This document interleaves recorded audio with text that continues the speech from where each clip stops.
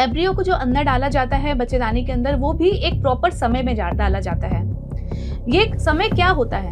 अगर इस एम्ब्रियो को उस समय अंदर न डाला जाए जिस समय उसकी डोर ओपन है, तो वो आईवीएफ सक्सेस नहीं होगा।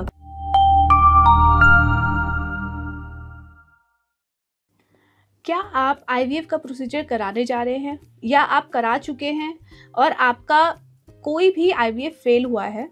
आपके डॉक्टर ने आपको कोई टेस्ट सजेस्ट किया है जिसको एरा टेस्ट बोलते हैं, और आप ये जानना चाहते हैं कि एरा टेस्ट क्या होता है, तो आप मेरी वीडियो एंड तक ज़रूर देखिएगा। नमस्कार, मैं हूं डॉक्टर रश्मि अग्रवाल। मैं सीनियर फर्टिलिटी कंसल्टेंट हूं गुड़गांव में। इस वीडियो में मैं आपको बताने जा रही हूं कि एरा टेस्ट, ERA, ये टेस्ट क्या होता है। एरा टेस्ट का फुल फॉर्म होता है एंडोमेट्रियल रिसेप्टिविटी एरे टेस्ट। अब ये एंडोमेट्रियल रिसेप्टिविटी एरे क्या होता है? देखिए, आईवीएफ का सक्सेस दो चीज़ों पे डिपेंड करता है। एक होता है यूट्रस यानी बच्चेदानी, और एक होता है एम्ब्रियो यानी भ्रूण। ये भ्रूण जाके बच्चेदानी में चिपकता है।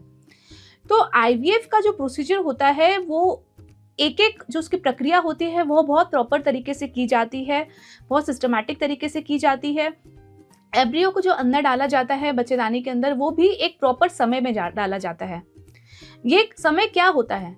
ये समय तब होता है जब यूट्रस की जो विंडो होती है वो ओपन होती है एम्ब्रियो के लिए।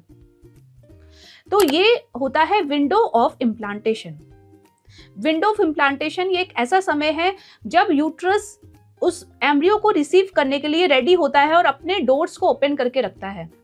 अगर इस एम्ब्रियो को उस समय अंदर न डाला जाए जिस समय उसकी डोर ओपन है, तो वो आईवीएफ सक्सेस नहीं होगा, क्योंकि हो सकता है वो इस समय डाला जा रहा है जब डोर क्लोज हो चुका है।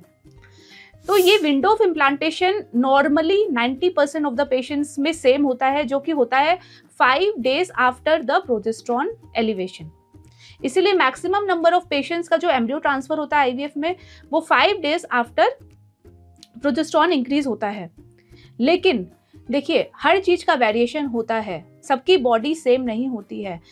जो 90 में से जो 5% बचे हैं, मतलब 100 में से 90 माइनस करते हैं, तो 5% पेशेंट ऐसे होते हैं जिनका विंडो ऑफ इम्प्लांटेशन 5 days से पहले होता है, और 5% पेशेंट ऐसे होते हैं जिनका विंडो ऑफ इम्प्लांटेशन 5 days के बाद होता है, यानी उनका विंडो ऑफ इम्प्लांटेशन नॉर्मल नहीं होता है।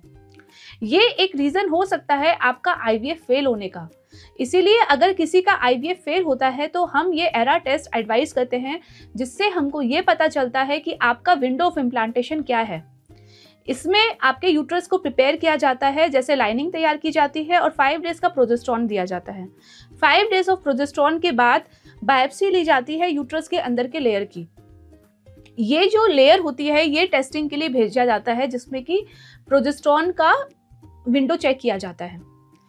अगर विंडो डिरेंज्ड है, यानी प्री है या पोस्ट है, तो वो उस रिपोर्ट में मेंशन कर दिया जाता है। फिर जो आपका नेक्स्ट आईवीएफ ट्रांसफर होगा वो उसी समय होगा जो उस रिपोर्ट में विंडो मेंशन की जाएगी। तो ये जो एरा टेस्ट होता है, ये आईवीएफ फेलियर पेशेंट में, अगर एक या एक से अधिक आईवीएफ फेलियर आपके हैं, तो आपके डॉक्टर आपको ऑप्शन देते हैं कि आप ये एरा टेस्ट करा के देखें। क्योंकि अगर सब चीज़ें ठीक हैं, आपका एम्ब्रियो की क्वालिटी भी अच्छी है और आपने मेडिसिन वगैरह भी टाइम पे ली हैं, तो हमको रीज़न रूल आउट करना पड़ता है कि आईवीएफ क्यों फेल हुआ। तो एरा टेस्ट में हम विंडो ऑफ इम्प्लांटेशन देख लेते हैं, और फिर उसी समय पे उतने दिन का प्रोजेस्टेरॉन देके एम्ब्रियो को अंदर डालते हैं जिस समय वो विंडो ओपन होगी। तो ये एरा टेस्ट यूजफुल होता है इन पेशेंट्स में जिनका पहले आईवीएफ फेल हो चुका है। तो अगर आपके डॉक्टर ने आपको ये टेस्ट एडवाइस किया है, तो आप अपने डॉक्टर से डिस्कस कर सकते हैं कि इस टेस्ट में क्या होता है, इसके चार्जेस क्या होते हैं, इसकी रिपोर्ट कब आती है और ये टेस्ट क्यों होता है। आशा करती हूँ मेरी ये वीडियो आपके लिए लाभदायक होगी और आप इस टेस्ट करवाने के लिए डिसीजन ले पाएंगे। Wishing you all the best, happy pregnancy and happy parenthood.